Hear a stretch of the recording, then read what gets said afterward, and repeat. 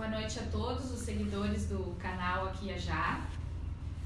Hoje a gente está fazendo uma nova proposta, né? Nas terças-feiras a gente fazer uma análise de conjuntura do cenário político-econômico do nosso país, que está literalmente pegando fogo, e também do cenário internacional. A ideia é que seja nas terças-feiras esse horário. E hoje, então, para iniciar, a gente convidou o professor Rafael Balardim, que é historiador e professor de Relações Internacionais na Unipampa, para então, durante essa meia hora, estar discutindo um pouco os principais temas que estão acontecendo aí no Brasil e no mundo, e o mesmo esquema do programa de sábado, né, que é um programa mais de debate. Hoje é um programa um pouco mais informativo, mas vocês podem também fazer perguntas, a gente vai ler no final, né? O Rafa vai falar durante essa meia hora. E então aí nos acompanhem online, o programa vai ficar também disponível para assistir depois. Então, Rafa, bem-vindo. Obrigado. Boa noite a todos. E eu primeiro quero agradecer o convite e fico muito feliz de poder compartilhar esse momento com vocês, que acho que é um momento muito importante para a nossa região, para a fronteira e para esse pensamento mais crítico num todo. Quero dar parabéns assim, por toda a ideia de poder trazer esses pensamentos que às vezes estão dispersos, mas são muito próximos, a gente se conhece, sabe um do outro e tem que unir forças para poder pensar de forma mais plural, mais positiva e conseguir ter um poder de análise mais crítico, assim, senão a gente fica muito isolado e parece que a gente rema sozinho e, na verdade, a gente tem vários camaradas que conseguem pensar positivamente para frente de forma progressiva. Minha proposta hoje para analisar essa conjuntura atual nacional é trazer um pouco uma visão não só histórica, mas remontar alguns cenários que nos carregam socialmente para essa atual realidade, né? Então eu me proponho que a gente comece pensando ali em década de 80, para poder montar toda a década de 90, essa entrada do século XXI, que culmina nessa segunda década do século XXI, assim, de forma literalmente incendiária, como a gente está observando hoje. Então, assim, depois da Segunda Guerra, tu tem um cenário, que é um cenário com contornos muito bem definidos, né? Tu tem os vencedores da Segunda Guerra, que vão fundar a ONU, que vão garantir para si o Conselho de Segurança, com poder de veto, poder de decisão. E tu tem um conflito durante a Guerra Fria que é um conflito de tensão, de posições, um conflito ideológico. Alguns autores apontam como um período de paz para a humanidade, o que efetivamente a gente pode refletir, né? Porque tu tem conflitos regionalizados e muito bem controlados, né? A Guerra da Coreia, a Guerra do Vietnã, são conflitos que são tenebrosos também, mas são conflitos que não saem daquele espaço que era planejado para eles. Pois bem, a partir da segunda metade da década de 80, a gente começa a observar algumas rachaduras nesse painel congelado da Guerra Fria. A União Soviética passa por uma reestruturação, pela perestroika, pela glasnost. O Gorbachev se propõe a uma reforma, que é a reforma que efetivamente acaba levando ao desmoronamento do leste europeu, a queda do muro de Berlim em 89 e a desintegração da União Soviética em 91. Esse mundo pós-Guerra Fria, ele se apresenta de difícil leitura, né? Ainda que na imediata desintegração da União Soviética, o presidente dos Estados Unidos, o Bush pai, anuncia uma nova ordem, né, de paz, democracia e prosperidade, que nem de perto se consolidou ou se observou. O que se observa no pós-Guerra Fria, imediatamente, é a desintegração de um sistema, né, bipolar, de tensões, de conflitos, essa desintegração das possibilidades assim, de análise mais conclusivas quanto ao sistema bipolar e principalmente a aceleração do processo histórico. Quer dizer, tu vai passar por mais uma das ondas de globalização do capitalismo, isso é importante a gente falar, né? O capitalismo é um modo de produção, o único até então desenvolvido pela humanidade, que é global. Então a globalização dos anos 90, que foi muito propagada, muito dita, ela é mais uma das ondas que vem desde a chegada desse modo europeu do capitalismo nas Américas, na África, na Ásia. Pois bem, essa aceleração que essa globalização traz, tanto das tecnologias de informação como de contato entre os países, vai acelerar o processo histórico e vai acirrar literalmente as relações internacionais. E daí uma maior dificuldade de compreensão do cenário, porque esse cenário se torna um tanto caótico. ou menos previsível em algumas regras que tu observava durante a Guerra Fria.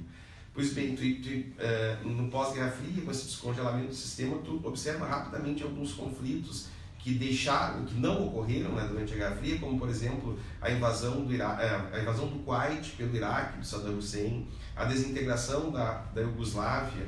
Claro que a morte, né, do Tito tem muito a ver com isso na década de 80, mas o fim da Guerra Fria, desse conflito, libera forças desagregadoras, Sérvia, Croácia, Bósnia, Herzegovina, e aí vai Eslovênia, Montenegro, Albânia, Kosovo, quer dizer, conflitos que, né, eram intensos, eram bloqueados pelo perigo, né, da Guerra Fria, da contenção que se tinha, começam a acelerar o processo e nos causam uma certa dificuldade de compreensão.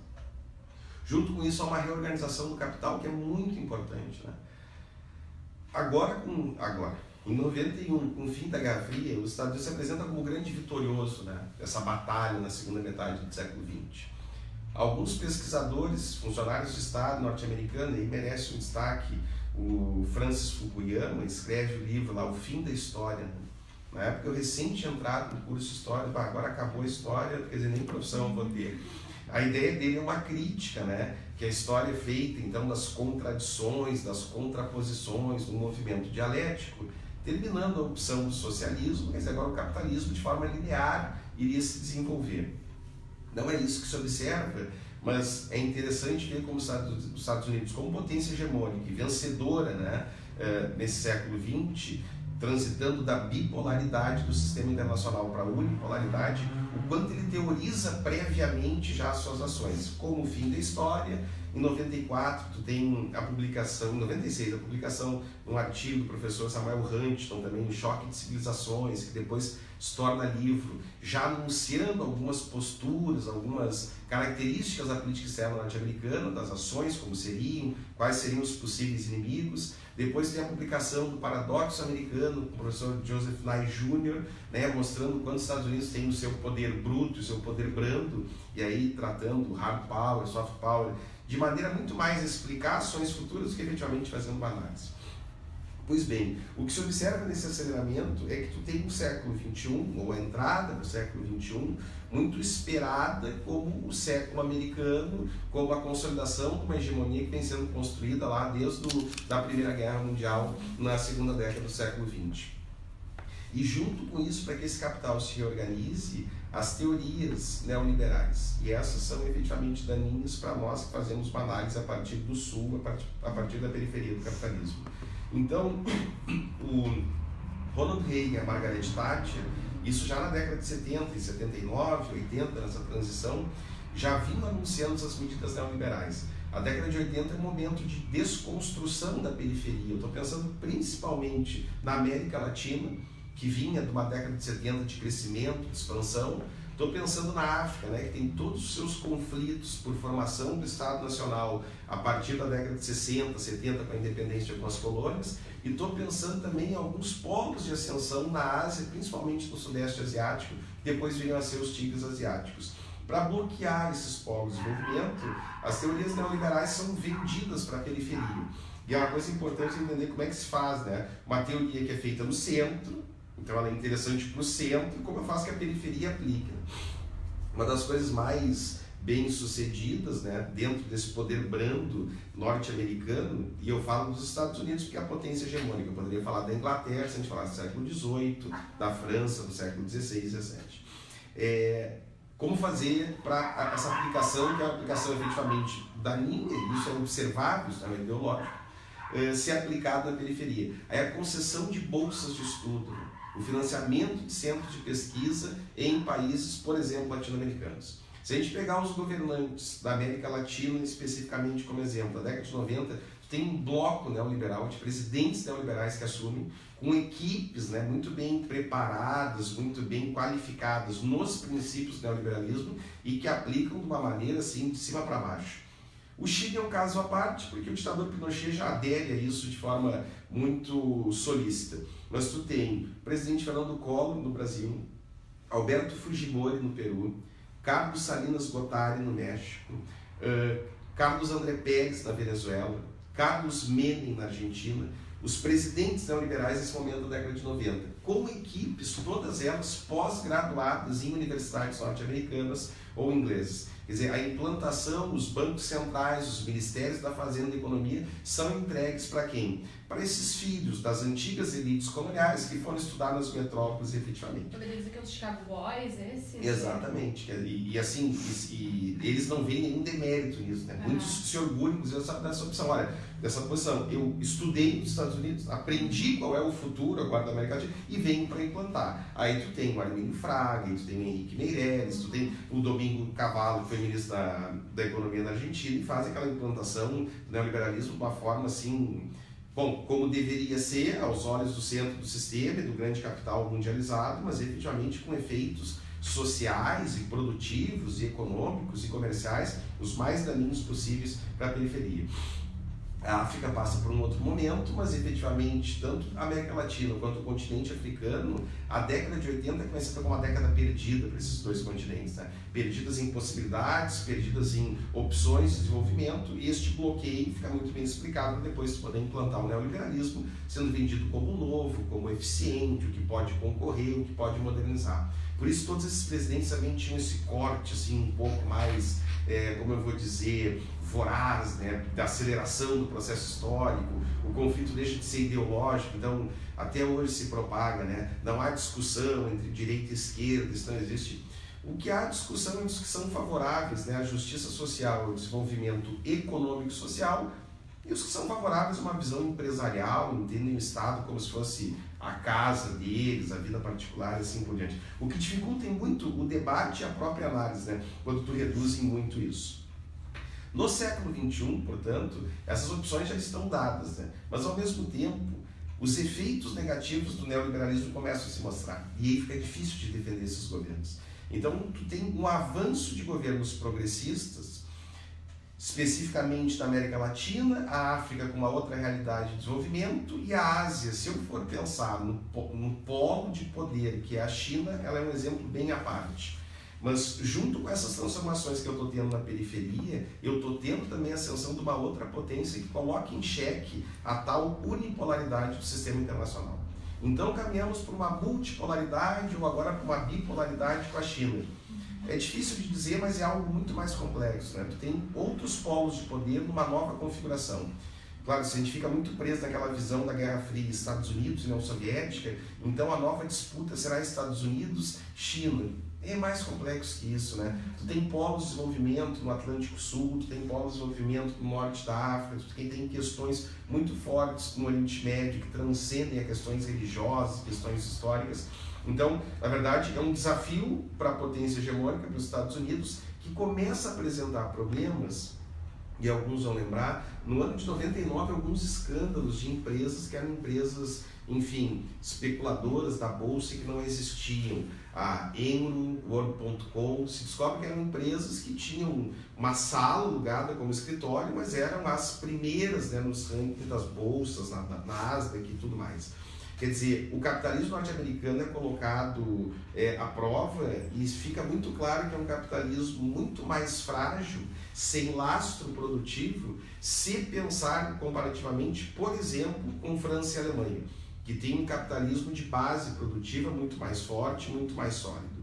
E um outro desafio, né, a gente fala da ascensão da China, a União Europeia, em 1992, pelo Tratado de Maastricht, deixa de ser a Comunidade Europeia e vem como União Europeia, com uma força e com uma solidez do seu capitalismo, a ponto de ampliar territorialmente, inclusive incluindo países, né, com menor desenvolvimento, para tentar um desenvolvimento em conjunto. Os Estados Unidos têm mais com que se preocupar do que durante a Guerra Fria. Mas poderia dizer que esse capitalismo mais amadurecido na Europa seria também ligado ao estado de bem-estar social, no pós-guerra, daí aqui na América a gente não passou por isso? E uma fase de maior distribuição de renda nesses países. A Europa, talvez por ser um velho continente, né, já tem práticas mais testadas, tem uma visão diferenciada do desenvolvimento. Isso se reflete em várias coisas, inclusive em questões de produção intelectual teórica, né? Se tu pega os teóricos de relações internacionais norte-americanos ou até anglo-saxões, eles têm uma visão mais imperial, mas distante, né? Se tu pega os teóricos franceses, alguns britânicos. É aquela visão do império efetivo, né? Daquelas potências coloniais do século XIX, que, resumindo, ao menos sabem onde fica a África, onde fica a América Latina. E às vezes parece que tu tem um encastelamento de alguns teóricos, talvez motivado pela própria política nacional e internacional desses países, Estados Unidos principalmente, de uma visão muito distante e mais de uma organização de tabuleiro à distância. E o próprio capitalismo europeu reflete um pouco nisso, né? A inclusão de Portugal, a inclusão da Grécia, a inclusão de Malta, corresponde a vários interesses, mas demonstra um processo de integração muito avançado, processo de integração, inclusive modelo que se usa para estudar, que prevê a inclusão de outras economias para um desenvolvimento conjunto, né, parelho, ou pelo menos que seja de proteção de um espaço. Algo muito similar à relação Brasil-Argentina, que se deu durante toda a década de 70, 80, culmina na década de 90 com a fundação do Mercosul em março de 91, juntando essas duas fortes economias da América do Sul, Paraguai e Uruguai, numa tentativa de desenvolvimento local e regional que caminhasse junto. Não, é que essa palavra neoliberalismo a gente escuta muito, né? E ela é, às vezes, uma palavra quase mística para muitas pessoas, assim. Então, que bom que tu trouxe esse resgate para a gente entender que ele é uma etapa do capitalismo, né? O neoliberalismo, o nome ele é explicativo, né? Para quem estuda um pouco de economia e de ciências econômicas, o liberalismo do Adam Smith, ele é feito uma releitura por alguns que têm este poder intelectual de fazer essa releitura e propagar essa releitura. Mas a gente resume o neoliberalismo em poucas coisas, né? É feito um congresso dos Estados Unidos, na cidade de Washington. Nesse congresso se tira um documento de grandes intelectuais, onde eles apontam algumas medidas que os países da periferia ou da semi-periferia do capitalismo deviam ter, posturas ou características para poder ter sucesso nessa nova empreitada que seria o pós-Guerra Fria. O documento chama o Consenso de Washington, né? Tu procura, acha na internet, e aí basicamente o que tu tem? Desregulamentação econômica, liberalização comercial e a redução do tamanho do Estado com as privatizações. Isso é um sucesso na década de 90, né? Porque pelo próprio movimento capital, na medida que o Estado toma essas medidas, ele vê os cofres se encherem de recursos, tem políticas cambiais que são políticas de paridade cambial com o dólar, quer dizer que agrada a classe média e a classe consumidora, mas acaba também com o setor de exportação. Por isso que eu digo, até o final do século, que começa a ter os resultados negativos, o que permite, né, um avanço de novas alternativas, de novas propostas, ou inclusive de governos progressistas. Na América Latina em si, o que tu tem é a chegada ao poder aí deste bloco, né, representado pelo presidente Lula, pelo presidente Kirchner, pelo Evo Morales, pelo Hugo Chávez. E quando eu digo bloco, assim, é só um momento histórico onde a gente observa a ascensão desses governos. Eles não trabalham em conjunto, ainda que possam ter algumas coisas em comum. Ao mesmo tempo, tu observa no cenário internacional que essa primeira década de alternativas coloca em xeque outras regiões do sistema. Então, tu vai ter o início de problemas, principalmente em setembro de 2011, quando tu abre uma nova etapa da história, que seria a história instantânea, né? Até então, tu tem o acompanhamento de fatos históricos, já tem uma parte dos historiadores que estuda a história do tempo presente, mas tu passa a ter história instantânea, que é aquela que todo mundo observou o grande acontecimento histórico, que foi efetivamente o atentado às Torres Gêmeas e todas as outras tentativas. O atentado, ainda que pese em todas as teorias a respeito dele, tu tem uma necessidade de reorganização do sistema e os Estados Unidos conseguem se colocar, então, como grande guardião de tudo isso, um grande general para conseguir organizar essa defesa e essa proteção. Isso permite aos Estados Unidos, e aí é uma característica do desenvolvimento daquele país, que sempre se desenvolveu na contraposição a um inimigo, né? Seja o pele vermelha na expansão para o oeste, seja o comunista durante o século XX, agora tu tem esta guerra contra os terrados e se vende isso via mídia a ponto de, né, daqui a pouco nós encontrarmos talvez problemas em Livramento e Rivera que alguém acha que possa haver um atentado terrorista. Isso consegue fazer com que a opinião pública mundial no todo trabalhe em prol de uma causa que muitas vezes não é uma causa de países como os nossos do Sul, que tem como causa o desenvolvimento econômico e social muito mais urgente do que efetivamente questões de defesa e de proteção. Para tentar organizar isso,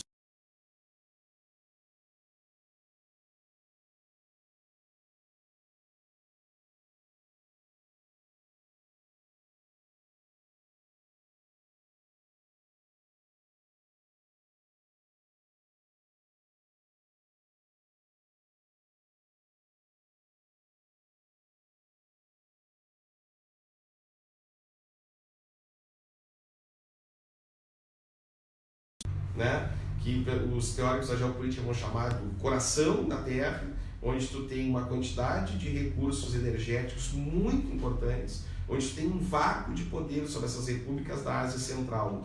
São repúblicas pouco faladas, de nomes difíceis, mas Cazaquistão, Uzbequistão, Turcomenistão, Quirguistão, Tajiquistão, países que detêm um forte valor dessas capacidades energéticas e que antes, sob, né, o controle, o domínio da União Soviética, tinham um norte, um controle. Quer dizer, cria-se um vácuo de poder, os Estados Unidos precisam intervir naquela região, precisa intervir no Oriente Médio e precisa intervir também no norte da América do Sul, porque são pontos centrais, não só de petróleo, mas de gás natural e tudo mais. Essas revoluções coloridas, para ficar clara a explicação, são movimentos pacíficos que propõem trocas de governos. Governos desgastados, governos já antigos, governos de certa maneira ainda autoritários ou com traços autoritários. Então há uma simpatia no todo pelas revoluções coloridas, pelas cores e por tudo mais. Mas efetivamente, quando tu começa a estudar mais a fundo, tu observa que são movimentos que escolhem, né, lideranças chaves, geralmente jovens, twitters, blogueiros, que recebem financiamento, treinamento de instituições, né, que têm outros interesses, que não os interesses nacionais desses países, e com isso se promovem algumas mudanças que são interessantes para o centro do sistema capitalista, para o grande capital no todo. O conjunto dessas revoluções coloridas vai culminar lá em 2011 com a Primavera Árabe, e aí com contornos muito mais pesados, né? Mexendo com o Egito, mexendo com Síria, mexendo com Líbia e trazendo um novo perfil para a região. Dentro da região, e aí pensando no Magreb, no Macrec, né, essa região árabe, muçulmana, islâmica, tu acaba tendo um cenário explosivo e de controle quase impossível, né? A guerra contra o terror chega no Iraque, a guerra contra o terror já tinha chegado no Afeganistão. Israel tem uma política, o Estado de Israel, não a população israelense, não a comunidade judaica, mas o Estado de Israel, enquanto instituição política, segue com a política beligerante de desrespeito a tratados, acordos e tudo mais, o que é uma opção do Estado respeitado, a autonomia e soberania do Estado de Israel, mas que gera a tensão no conflito. Então tem questões envolvendo o Egito, tem questões envolvendo a Síria, e Israel, como aliado regional dos Estados Unidos, consegue mais ou menos tentar organizar, desorganizando a região e trazendo mais conflito para aquele momento e para o momento atual ainda, né? Hoje mesmo nós temos em Israel uma resposta do presidente Netanyahu. Vai ter eleições agora em setembro, a situação é bem complicada para o lado dele, e a tentativa de resposta, de angariar apoio político no momento onde não há uma coalizão possível e há uma briga pelas cadeiras do parlamento, são respostas militares de força para tentar angariar a simpatia de setores conservadores do Estado de Israel. Isso já mais um motivo para trazer conflito no todo para o sistema. Pois bem, dentro disso, a América Latina observa um movimento literalmente incendiário de uma... É difícil até de chamar de direita, mas eu vou chamar de direita para diferenciar dos governos progressistas que estavam no poder. Mas uma direita conservadora que é mal preparada, mas que consegue responder aos interesses desse capital. Nesse movimento, né, que tu tem dos governos progressistas de ampliar uma rede de consumo, porque tu tem uma questão capitalista que era muito forte, né? Se tu tem um avanço tecnológico, tu vai ter um aumento de produtividade e tu precisa de pessoas que consumam. Então tu tem que popularizar consumos, né? Se a gente pensar, por exemplo, no celular, quer dizer, quando surge o celular, algumas pessoas tinham, em alguns anos todos têm celular, e em alguns anos como hoje, cada um tem 2 ou 3 celulares ou compra 2 ou 3 por ano. É muito interessante, pode ser uma questão de conforto individual, mas efetivamente se movimenta o mercado produtivo, por exemplo, de eletroeletrônicos. Esse momento passado desses governos progressistas, dessa inclusão, né, muitas vezes uma inclusão inclusive digna, né, no mercado de consumo para várias pessoas, ela resulta também em uma certa tensão de classes que, uma vez consolidada essa expansão e chega-se a um nível, né, de padrão ou de qualidade de vida, é possível um retrocesso, que seja um retrocesso de acumulação. Eu explico. junto com essa expansão do consumo, com esse ganho de dignidade ou de vida, enfim, econômico e comercial para alguns setores, vem também o espaço do questionamento político. Porque junto com essa expansão, por exemplo, foi feita uma expansão da educação superior no Brasil, uma expansão universitária.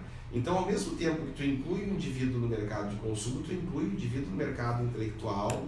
Esse indivíduo começa a ocupar os bancos da universidade, começa a entender um todo, começa a refletir sobre a própria existência e algumas coisas começam a se tornar perigosas, pelo menos para o status quo ou para esses capitais nacionais que são ligados ao capital transnacionalizado e tudo mais. Há um avanço, portanto, de uma direita conservadora na Argentina muito complexa, né? O Macri na Argentina já representa isso, e tu vê bem de forma muito temprana, né? Muito antes da gente esperar essa reviravolta. A Colômbia, tu tem, né, também uma postura de renegar os acordos de paz que até então vinham caminhando e parecia que iam caminhavam para um certo acordo social para pacificar a Colômbia. Tu tem o Equador, né, que novamente cai sob um controle da FMI e começa a responder a políticas muito mais de interesse nacional do que nacional. Tu tem Honduras, que já foi palco de golpe, né, na primeira década do século XXI, agora também com retrocesso em questão de direitos trabalhistas. Tem o Chile em pleno incêndio com a retirada de direitos de previdência social, das questões educacionais. O Chile é um bom exemplo para quem tem algumas dúvidas, né, quanto à reforma da Previdência, quanto aos investimentos privados. O discurso é um bom discurso, né, de tu investir a tua aposentadoria, o que tu recolhe, em vez de recolher para o Estado, recolher para enfim, para esses grupos de investidores que são dedicados, são entendidos a isso, mas já tem algumas experiências que comprovam outras coisas. É bom se informar e procurar ler algumas coisas sobre o Chile. E o Chile como a primeira experiência neoliberal, né? Por essa solicitude, né, do Pinochet. Mas talvez o melhor exemplo para nós na América Latina de neoliberalismo ainda seja a Argentina, porque o Menem e o ministro da Economia, o Domingos Cavallo, que era um indivíduo que tinha os 4 pés no chão mesmo, assim, eles conseguiram chegar ao absurdo da paridade cambial, eles chegaram ao absurdo de fazer com que essa paridade virasse lei e fosse para a Constituição. Então lá tu tinha uma lei de conversibilidade que era... É interessante inicialmente quando a moeda nacional vale 1 por 1, né? A moeda nacional igual a $1. É interessante para todos que consomem, né? Mas é pouco interessante para o setor exportador. O setor exportador é quem é responsável por atrair moeda forte para a economia nacional. Então, para a gente poder comprar nos free shops, para a gente poder viajar e comprar dólar, para isso é interessante, troca R$1 por $1, um peso por $1. De onde vêm esses dólares? De vários lugares, mas neste período neoliberalismo eles vinham principalmente das privatizações. Tu vende a Vale do Rio Doce, recebe em dólar e bota dentro do banco e faz a conversão para os correntistas, perfeito. A Argentina fez isso, o Brasil fez isso, a Venezuela fez isso. O Brasil faz isso por um determinado período de tempo. Fernando Henrique, quando ele vai para a reeleição, se reelege em janeiro de 99, primeiro mês do segundo mandato dele, ele acaba com a paridade, porque ele sabe que vai quebrar o Brasil. E o Menem, na Argentina, tinha colocado na Constituição a conversibilidade. Quer dizer, eles convertem peso argentino por dólar até chegar ao último dólar do banco. Aí vem o curralito, todas as manifestações da própria elite argentina. Se você olhar os vídeos no YouTube, tu não encontra manifestantes populares. Né? São aquelas senhoras da alta elite de Buenos Aires, portenho, com seus casacos de pele, com aquela vida britânica, que começam a reclamar da não conversão. É que não havia mais dólar, só fechando os bancos para não ter quebradeira. O que é interessante da gente analisar e até propor uma discussão é que esta visão neoliberal privatizadora, né, de austeridade com os gastos públicos, ninguém defende que se gaste, que não seja de forma responsável, mas aprender também a diferenciar o que é gasto, o que é custo e o que é investimento, e não é difícil. A pessoa só tem boa vontade de estudar. Existem gastos e existem investimentos.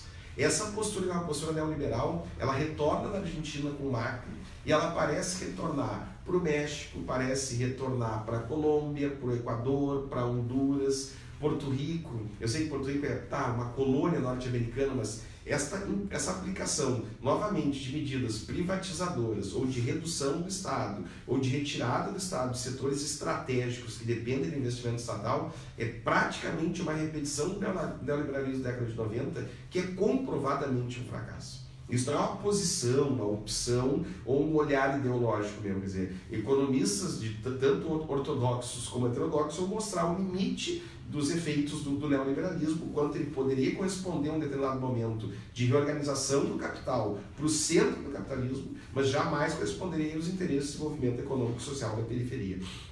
E aí tu tem, no Brasil, especialmente, a chegada de um governo ao poder que todas as análises não conseguem alcançar uma explicação de porquê, com todos os anúncios que ele faz, da postura e do possível programa, ainda que tu não consiga identificar um programa muito claro, né?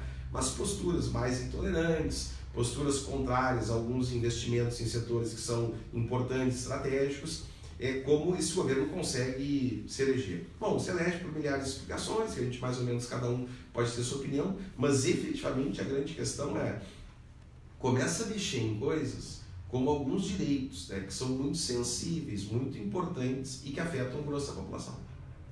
Talvez a população, inclusive, tenha votado neste governo.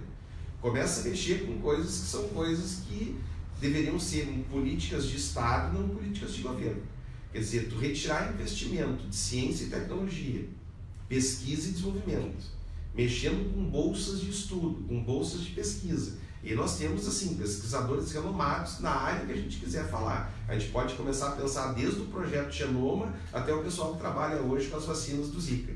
Quer dizer, não é possível que tenha uma universidade que tenha algum laboratório, seja ele de qual área de estudo for, ou alguma biblioteca, que não estejam em condições plenas. Porque isso não é o custo, né? Isso é um investimento. E é um investimento que cada contribuinte, independente da cor ou da manifestação partidária, todo mundo contribui na mesma quantia. E todos têm direito a ter esse retorno. Quer dizer, qual é a importância efetiva disso? Agora, a importância efetiva disso é com que os impostos consigam efetivamente retornar em serviços, em bem-estar, seja em segurança, que é algo que se cobra muito, mas pode ser em infraestrutura da cidade, pode ser em saneamento básico e pode ser principalmente em saúde. A gente acaba naturalizando algumas coisas, né? É natural, por exemplo, que se pague um plano de saúde privado, é natural que se pague um segurança privado e é natural que se pague educação privada. Mas não há retirada, por exemplo, de impostos para isso. Então, todos esses que são favoráveis, à redução dos impostos, poderiam pensar se efetivamente esses impostos que são pagos não deveriam ser bem utilizados e retornar.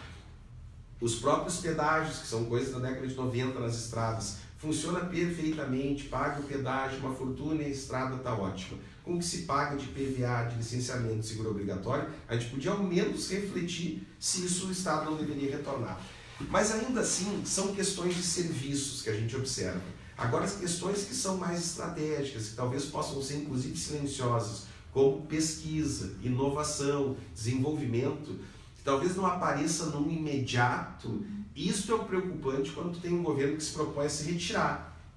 Quer se retirar de alguns setores, que não necessariamente sejam que o Estado tem que trabalhar, podemos discutir. Na década de 90, por exemplo, o Estado sai da questão de abastecimento de água, abastecimento de luz, telefonia, alguns bancos, passam a iniciativa privada, tudo bem. Agora a pergunta é, coisas que são tão sensíveis à população num todo, como saúde e educação, nas mãos da iniciativa privada, e ela já tem espaço para essa participação, se sabe como funciona, pode funcionar bem, mas ela funciona de acordo com o interesse do capital, e não poderia ser diferente. Ninguém vai abrir um hospital ou uma escola com capital próprio e fazer isso por boa ação, porque aí seria a Madre Teresa de Calcutá, que nem está entre nós mais. Quer dizer, o Estado tem que garantir para toda a população, para a população que mais necessita também estes serviços e essa possibilidade. Aí tu tem um Estado forte, efetivamente. E a impressão que dá é que tu tem, nesse incêndio que a América Latina vive, de uma guinada conservadora direita, é que o Brasil em si está sozinho no mundo. O Brasil é um país muito grande, muito forte e pode fazer absolutamente tudo o que quiser e dizer o que quiser. Isso seria uma política assim, de baixo perfil, uma política talvez assim provinciana, quer dizer, algumas coisas que tu não observa nem em eleições municipais ou departamentais. E efetivamente o que tu tem, o Brasil é um país, por todo um histórico acumulado, respeitadíssimo no sistema internacional, um capital político diplomático imenso. Quer dizer, o Brasil abre as Assembleias Gerais da ONU desde a sua fundação. Há um corpo diplomático preparado, capacitado para isso, porque questões de política interna, né, até rusgas, questões partidárias, declarações mal feitas, elas existem na política, mas existe uma política que a gente não vê, que a mídia não consegue noticiar ou não quer noticiar, que ocorre, né, por baixo de algumas instituições, e essas são as importantes, porque efetivamente são estratégicas para o desenvolvimento.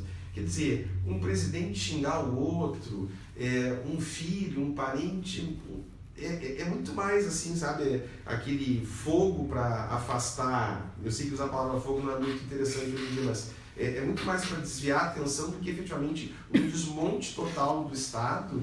E talvez assim, para concluir, uma das coisas que é mais difícil, junto com essa redução dos investimentos em pesquisa e desenvolvimento, seja desacreditar a educação brasileira. E aí sim, né, todos os cidadãos, os que se nomeiam direita, esquerda, centro, com as suas religiões, com as suas posturas domésticas, todos são unânimes em saber que a educação é a via para o desenvolvimento. Não se encontra, né, no Brasil, nem no Uruguai, alguém que diga que é contra a educação. Então, esses cidadãos devem se alertar para a falta de investimento, para a redução de investimento.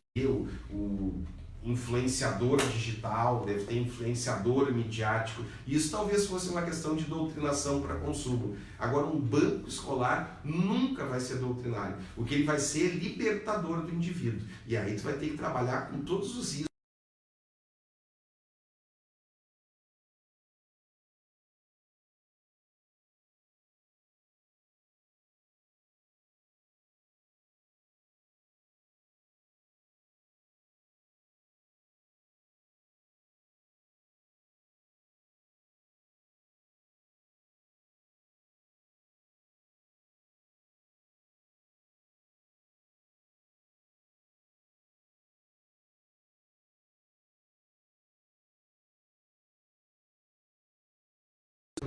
Isso só quer dizer que o país fica mais enfraquecido, quer dizer, perde soberania, perde autonomia e cresce independência, nos colocando em situação muito frágil, muito preocupante. É algo que a gente tem que estar ao menos atento, independente, eu torno a dizer isso, independente de filiação partidária, de cor ideológica. Eu acho que não tem ninguém que nos escute ou que pense a respeito sobre a realidade que vá querer um país dependente. A interdependência é uma característica das relações nacionais, né? O planeta hoje é um planeta conectado, independências e interdependências. Agora, a dependência, seja ela tecnológica, seja ela educacional, de energia, de abastecimento, ela é muito perigosa para um sistema configurado como é o nosso sistema. Acho que eu respeitei o tempo. Não, foi muito bom, acho que foi uma aula aqui para todo mundo. Depois eu fiquei pensando, né, como estamos com 2 brasileiros aqui hoje no programa, a gente acabou falando muito como o Brasil, mas é que o nosso país, no atual momento, ele está sendo notícia mundial, né? E acho que teve bastante pergunta. Mas eu tenho uma coisa para falar do Uruguai, inclusive eu peço desculpa, né, para os nossos seres humanos que eu posso ter falado um pouco rápido. Mas o Uruguai, dentro disso, né, principalmente dentro do neoliberalismo, funciona como toda a América do Sul. Mas a chegada da Frente Ampla ao poder é muito significativa. E vou dizer que ela é difícil de comparar, mas numa comparação ela é muito mais significativa do que a chegada do PT ao poder. O PT é um partido de 79, um partido obreiro, um partido dos trabalhadores, que surge com uma liderança sindical e demora a chegar ao poder, chega. Frente Ampla tem todo um histórico, tem indivíduos históricos de luta contra a ditadura uruguaia, das mais sanguinárias. Quer dizer, é muito representativa essa chegada ao poder. Não só pensando, né, nas personalidades do Tabaredo, do Mujica, mas representa uma quebra num partido bipartidário também de partidos ultra tradicionais. O Brasil tem um multipartidarismo que é muito jovem, né? A lei orgânica dos partidos é de agosto de 79, surge essa quantidade imensa de legenda que surge todo ano, então é muito descaracterizado, né? Você tem grupos políticos, mas grupos que são repartidos dentro desses partidos. Agora no Uruguai, conseguir quebrar a lógica do Partido Nacional, do Partido Colorado, assim, é um mérito certamente da base, né, da Frente Ampla. E segue dando, né, bons exemplos, ainda que se passe por um desafio agora na questão eleitoral de uma tentativa de retrocesso e uma tentativa Quer dizer, quem acompanha, né, a política uruguaia, é tão impossível se consolidar, né, aquela figura que tem capital russo e tudo mais, é tão impossível quanto eram impossíveis as eleições do Brasil. Quer dizer, em política nada é impossível, nada acontece por acaso, tudo tem interesse. E o Roosevelt já dizia, né, nada acontece por acaso em política, e quando acontece é porque já foi planejado. Ninguém é pego de surpresa, ninguém, que eu digo, os grandes interesses, né, políticos e econômicos. Então, acho que esse teu comentário vai um pouco na pergunta do Eliezer, que hoje não está aqui nos bastidores gravando. Boa noite, Eliezer. Ele pergunta se a atual conjuntura ela oferece elementos capazes de permitir um prognóstico quanto ao futuro do governo Bolsonaro. Boa noite, Eliezer. Obrigado, Eliezer. É um cara muito importante também dentro do projeto, dentro dessa configuração assim, de pensamento crítico na fronteira, né? Bom de dialogar. Então, se tem muitos elementos, né, porque esse governo não tem elementos iniciais, né, de programa. Né. Esses tempos, numa aula de política externa brasileira, a gente ainda comentando, né, o que se pode comentar, por exemplo, da política externa brasileira. Que elementos que a gente tem para comentar? Elemento, né, um fato, efetivamente, que possa virar um acontecimento? Nenhum. O que se tem são questões fragmentadas de pequenas declarações, mas tu tem, aí sim, talvez os permitisse uma análise, algumas coisas ocorrendo em segundo plano que são de longo prazo. Por exemplo, a reforma da Previdência. Fica muito claro, né, que é um governo, esse governo brasileiro, que é um governo que responde a grandes interesses do capital. E aí é um governo que, se não conseguir dar as respostas, né, não conseguir tocar as reformas ou as tarefas a que ele foram atribuídas, esse governo pode cair. Pode cair como pode cair o governo Collor. Agora, por exemplo, sucesso desse governo, né? Entre tantas coisas que se ouve, que se fala, né? Enfim, do que dá mais barulho na mídia, a reforma da Previdência está acontecendo. Isso é um sucesso do governo. Este governo foi colocado no poder, inclusive fazer a reforma da Previdência. Está fazendo? Está fazendo. Aí o presidente da Câmara dá uma xingada no presidente da República, o presidente da República xinga, e fica neste nível, mas efetivamente esse interesse vai. Por exemplo, a reforma dos partidos, reforma política, essa não deve acontecer. É interessante nesse sistema. A reforma tributária, é possível que aconteça, mas é possível que aconteça não atendendo os interesses da grande malha de contribuintes, que é os que ganham menos e pagam horrores de imposto. Então, assim, se esse governo é colocado no poder não por acaso, não de forma assim, a gente vai querer identificar o perfil do eleitor para saber por qual foi o motivo, se é o cara que é a favor disso, por isso votou. Não, é mais do que isso. Esse governo é colocado no poder por grandes interesses, são interesses de um capital transnacionalizado, e ele tem que fazer algumas reformas, que é aquela reforma de estilo, né, de modernização conservadora que é natural do capitalismo.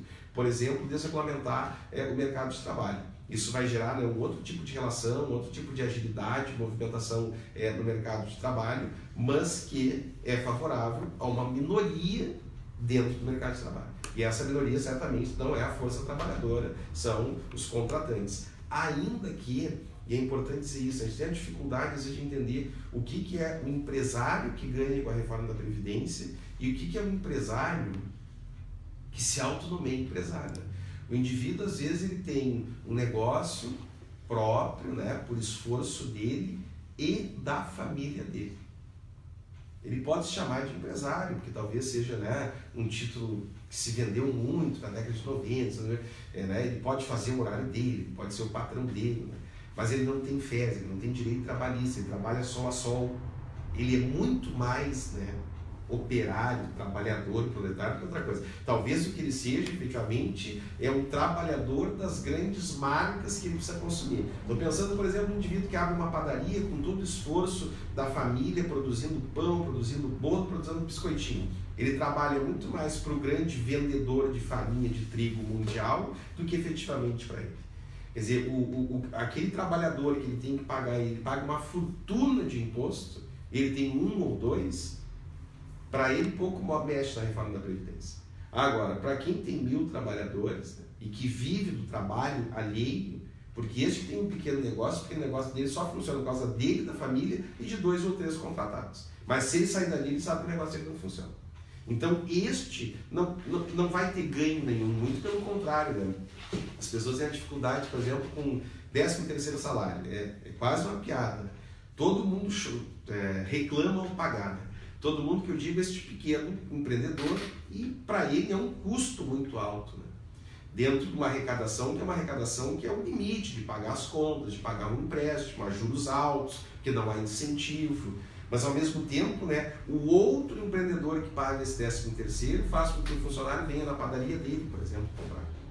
E o trabalhador dele vai comprar. E tu movimenta a economia local e o comércio local. É sobre eles que deveria haver uma reforma. Desonerar esse posto de trabalho, facilitar empréstimo, facilitar investimento. E o que tu vê é que os perdões de dívidas que acontecem sempre são para grandes proprietários, né? Grandes industriais. Mas nunca é para esse cara que é tão trabalhador quanto o seu trabalhador. Então, assim, pensando na pergunta do Eliezer, é difícil fazer um prognóstico, mas o que a gente tem que estar muito atento é o seguinte: o único risco que esse governo corre, mais real, assim, que a gente pode apontar, é de ele não cumprir uma dessas tarefas. Tarefas a estilo reforma da Previdência. Cumprindo isso, o governo tem tudo para seguir dentro da sua estabilidade já prevista, assim, o que é uma coisa que não deve servir de desalento, né? Mas deve servir como atenção. Assim, a gente não pode achar que alguma declaração mal feita, alguma postura assim equivocada, que isso leve à queda. Não, porque isso faz parte de todo o cenário, de tudo que já é previsto e montado nesse governo. Assim como o PT durou tantos anos, é porque ele servia ao capital, né? Então, enquanto esse governo também serve, ele vai se mantendo, né? E é difícil, né? A gente entra numa discussão assim, bem mais teórica, né? O que fazer dentro de um modo de produção como o capitalismo, que prevê a lógica do capital, é a reprodução, é a acumulação, não seria outra, né?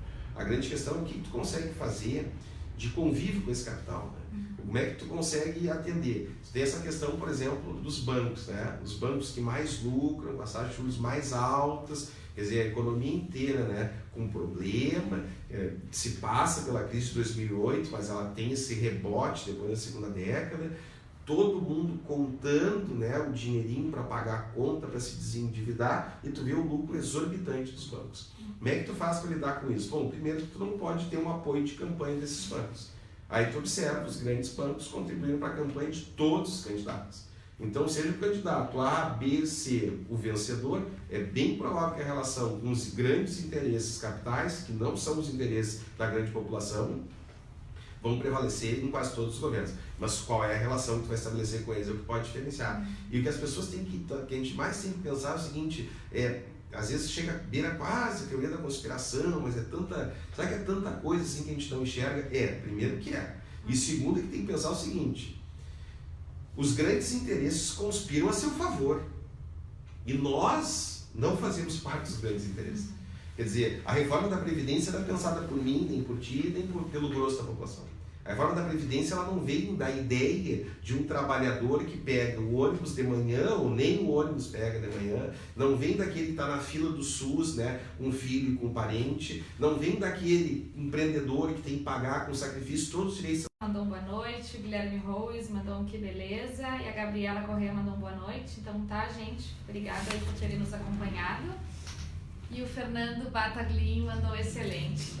A gente acabou passando um pouco do tempo, né? Mas aqui é muito assunto para abordar em meia hora. Acho que o Rafa foi ótimo, esperamos contar mais vezes contigo aqui. Não, para mim é uma satisfação participar.